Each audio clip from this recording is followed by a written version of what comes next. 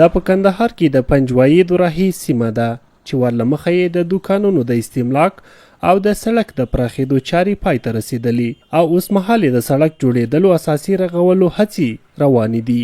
د کندهار ښاروالۍ ویان سیف الله عاصم ویلي د همدې سړک د جوړېدو لګښت به 80 میلیونه افغانۍ وي چې د 6 میاشتو په موده کې به یې چارې بشپړې شي.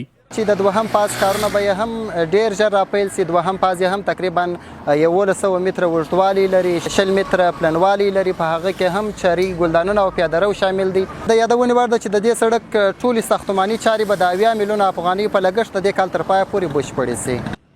د سړک د جوړېدو قراردادي شرکت مسؤلین وایي یا د رغنیزې چارې به په ښه ډول ترسره کوي.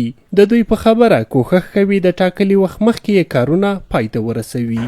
معلومات زموږ نومونه سته په دې ښار کې چې موږ کارونه کړي دي، نو اوس هم انشاءالله تاسو بېغمه اوسئ چې په څونې وخت کې موږ ته ټاکلی دي تر هغه به د مخه 2 میاشتې 3 میاشتې د مخه دا کارونه خدای کول خلاصیږي.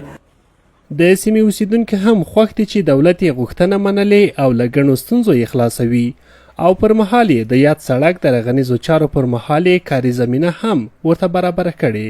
و شکر میاشتانه حساب راکړي، سکواټر راسره دی، لوډر راسره دی، کارګر راسره دی، کار زمینه راته برابره شوې ده. ورته لیډیان هم درېدلې، سبزیکیان هم درېدل، ډمباري به غاړو بله غاړه به هم تنګه وه، نو ترافیکان به هم ولا په مزاحمت کې وه، موږ به مو سره امبولانس داسې یو مریض شی به هم تر خپل هدف پورې نه رسېدی.